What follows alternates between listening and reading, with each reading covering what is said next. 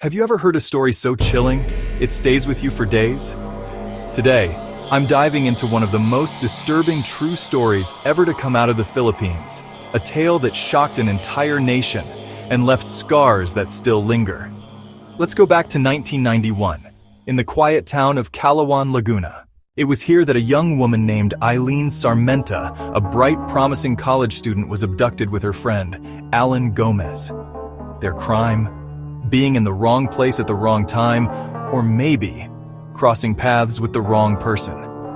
The main figure in this nightmare was Antonio Sanchez, then the powerful mayor of Calauan. He was known for his political clout, but what hid behind his polished facade was pure evil. Sanchez orchestrated the abduction, and what happened next is almost unspeakable.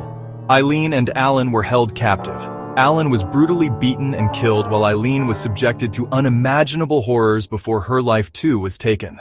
The brutality of the crime sent shockwaves across the Philippines. But what really made this story so disturbing wasn't just the crime itself. It was the audacity of those in power and the struggle for justice that followed. At first, there were those who tried to cover it up. Witnesses were scared, evidence was threatened, and the power of a local politician seemed impossible to challenge. For a moment, it looked like the victims' families would never see justice. But the country refused to look away. Journalists, students, and ordinary citizens raised their voices, demanding answers.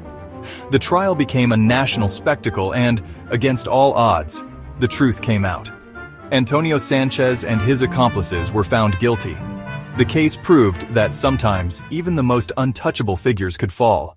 But the story didn't end there. Decades later, in 2019, news broke that Sanchez might be released early due to good behavior.